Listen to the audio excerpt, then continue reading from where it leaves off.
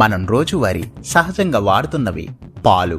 పిల్లలకి ఇస్తాం, పెద్దవాళ్ళకి ఇస్తాం. రోజు సుమారుగా 2 సార్ల నుంచి 3-4 సార్లు వరకు టీ, కాఫీ తాగుతారు. రోజు వాడే పాలు ఒక్కసారిగా విషంగా మారితే పరిస్థితి ఏమిటి? రాజమండ్రిలో ఒక సాధారణమైన ఉదయం ఒక పీడ కలలా మారింది. వారు రోజులాగే ఆ ఉదయం టీ లేదా కాఫీ, మిల్క్ తాగారు. కొన్ని గంటల్లోనే అంతా మారిపోయింది. వీక్ అయిపోయారు. యూరిన్ రావటం మానేసింది. 4 చనిపోయారు. చాలామంది హాస్పిటలైజ్ అయ్యారు. ఏం జరిగింది రాజమండ్రిలో? ఇది నెగ్లిజెన్సీయా, కల్తీయా? This is Robin Ashno. Welcome to know the truth. చాలామంది హాస్పిటల్లో అడ్మిట్ అయ్యారు. అందరికీ కామన్ సిమ్టమ్స్: కిడ్నీల యొక్క ఇబ్బంది, యూరిన్ ఆగిపోవటం. వైద్యులు పరీక్షించాక వీటన్నిటికీ కామన్ ఫ్యాక్టర్ వారి ప్రాంతంలో తీసుకున్న పాల వల్లే అని గమనించారు. పాల కల్తీ జరిగి ఉండొచ్చు అని అనుమానపడ్డారు. అధికారులు మిల్క్ శాంపిల్స్ని తీసుకొని టెస్టులకు పంపారు. ప్రారంభ దశలో వచ్చిన రిపోర్ట్స్ ప్రకారం ఇది కంటామినేషన్ లేదా పాల కల్తీ వల్ల కావచ్చు అని సజెస్ట్ చేశారు.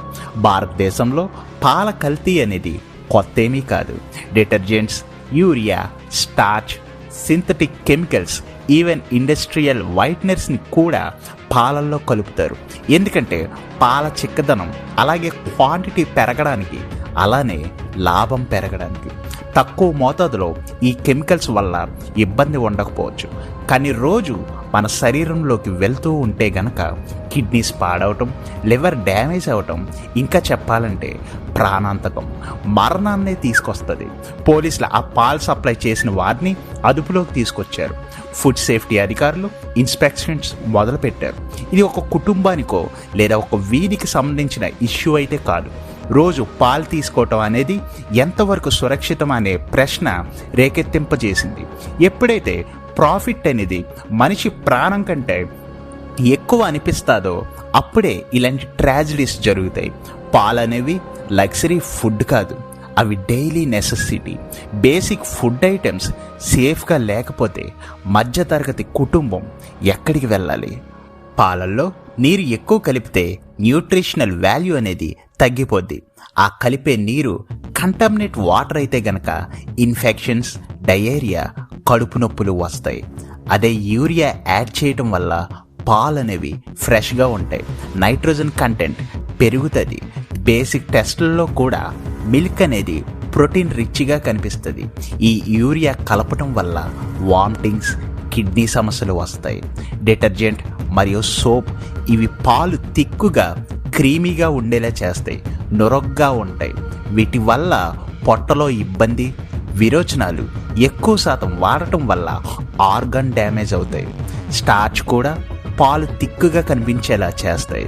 డయాబెటిక్ పేషెంట్స్కి మంచిది కాదు. డైజెషన్ ప్రాబ్లమ్స్ వస్తాయి. చివరిగా సింథటిక్ పాలు, నీరు, urea, detergent, refined oil, artificial whiteners వేసి పాలు తయారు చేస్తారు.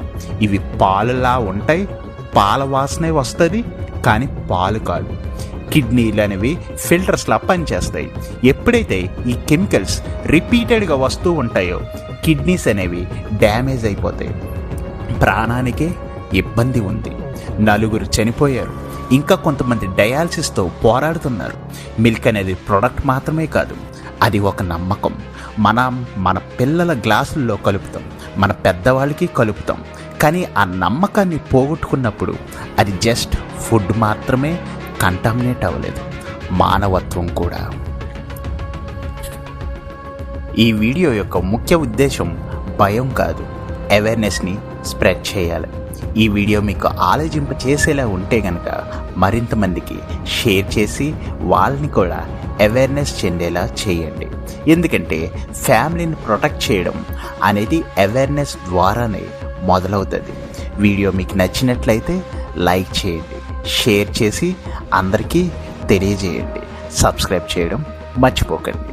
This is Robin Ashno. Thank you all.